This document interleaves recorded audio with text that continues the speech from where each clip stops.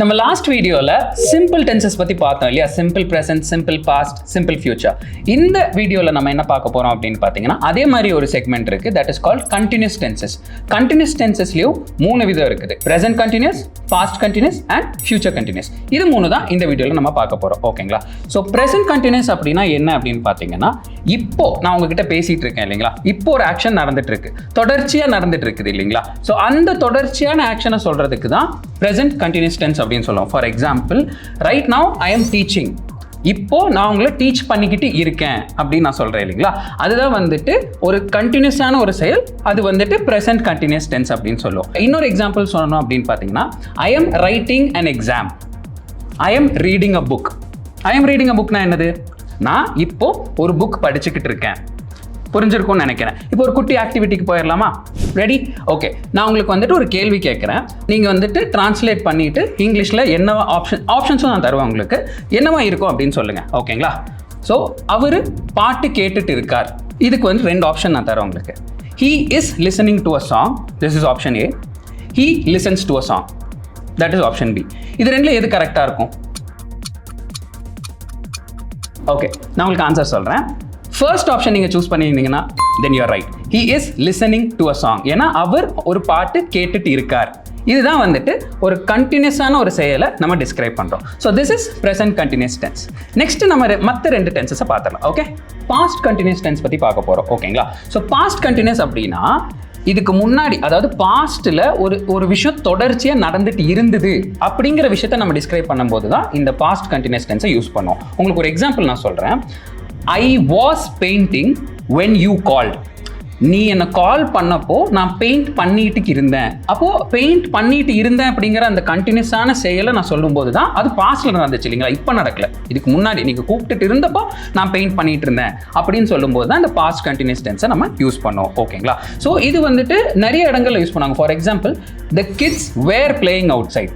குழந்தைங்க வெளியே விளையாண்டுட்டு இருக்காங்க கிடையாது, இருந்தாங்க. ஓகேங்களா? இப்போ உங்களுக்கு ஈஸியாக புரிஞ்சிடும் இல்லையா? ரொம்ப ஈஸி. பாஸ்ட் கண்டினியூஸ் டென்ஸ் தான் ஆக்சுவலி ரொம்ப ஈஸி. ஏன்னா இதுக்கு முன்னாடி நடந்த தொடர்ச்சியாக நடந்து கொண்டு இருந்த ஒரு செயலை பற்றி டிஸ்கிரைப் பண்ணுறதுக்கு தான். இப்போ நம்ம ஒரு குயிஸ் வச்சு பார்க்கலாம். ஓகே, ஸோ ரொம்ப ஈஸியாக இருக்கும். நான் உங்களுக்கு ஒரு சென்டென்ஸ் சொல்கிறேன். அது நீங்கள் வந்துட்டு, நான் 2 ஆப்ஷன்ஸும் தருவேன். அதில் வந்துட்டு எது கரெக்ட் அப்படிங்கிறத சூஸ் பண்ணுங்கள். ஓகேங்களா? அவன் டிவி பார்த்து கொண்டு இருந்தான்.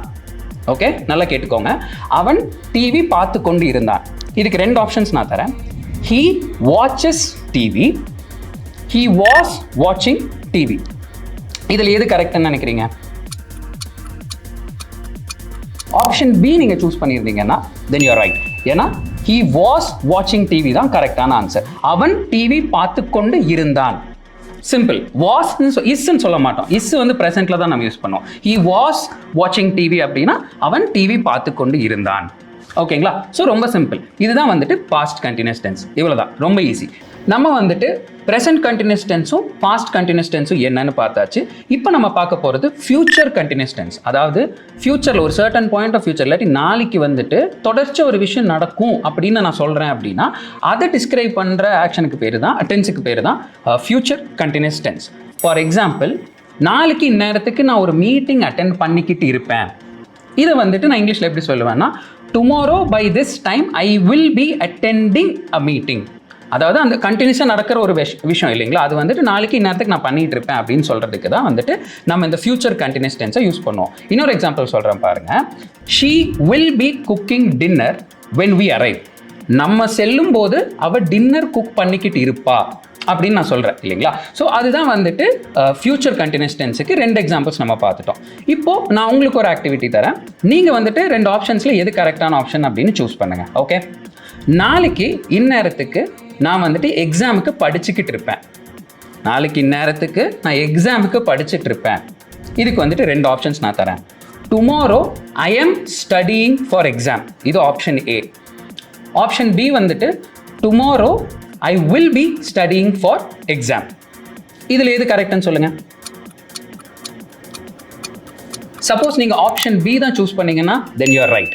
ஏன்னா I am studying னு சொன்னால் அது தப்பு. அது வந்துட்டு ப்ரெசென்ட்டில் நடக்குது. Tomorrow I will be studying for exam. அதுதான் வந்துட்டு ஃபியூச்சர் கண்டினியூஸ் டென்ஸ்க்கு கரெக்டான ஒரு usage.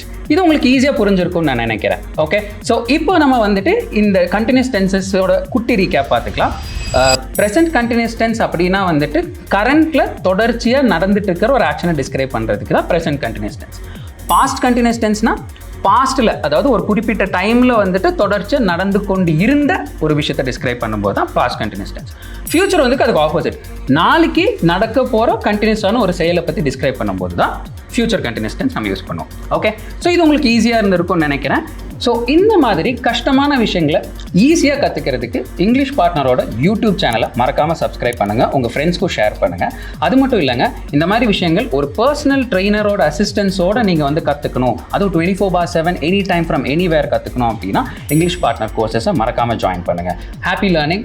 You can learn English any time from anywhere at your own pace.